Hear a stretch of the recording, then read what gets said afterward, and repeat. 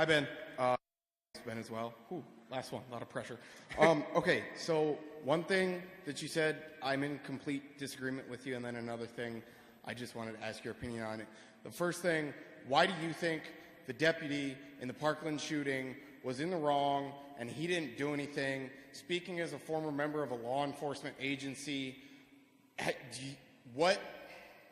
don't mean to sound like mean, but what qualifications do you have to say that he did the wrong thing, and why are you calling him a coward when active shooter training is something that's just now being taught in the law enforcement communities over the past 3-4 years, and they're still figuring out how to teach it? And then once you answer that, I can get... Okay, so first answer first. So one of two things happened, and we don't know the answer yet. Either the training was insufficient, in which case the sheriff, the Scott Israel, should be out on his ass, and that's his fault.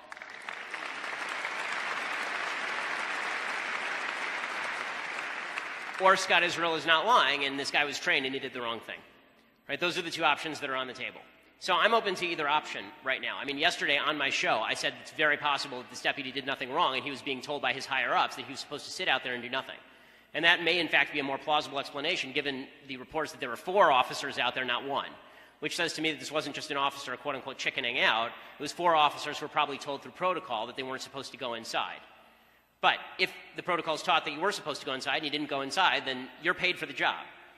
And you know, listen, this is why I have outsized respect for members of law enforcement and members of the military, because I didn't have the balls to do that.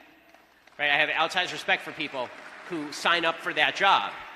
But when you sign up for that job, obviously it comes along with the job description. If you don't fulfill the job description, then you failed. So that's the breakdown there. Okay. The next thing I wanted to ask, I do want to say you brought up a lot of good points. Next thing I wanted to ask, or just kind of get your opinion on, what do you think about the NFA of 1934, which is the National Firearms Act of 1934, which basically regulated the interstate transport and somewhat banned the usage of machine guns, short-barreled rifles, short-barreled shotguns, and, quote, any other weapons under what it defines as Title II of the NFA? So I have significant problems with the National Firearms Act, and neither, by the way, does the NRA. Okay. Even the NRA doesn't argue with the banning of machine guns. That's pretty uncontroversial at this point. Okay, cool. Great. Thank you. Thanks so much. Well, thank you so much, everyone. I really appreciate you having me. You're wonderful. I look forward to coming back.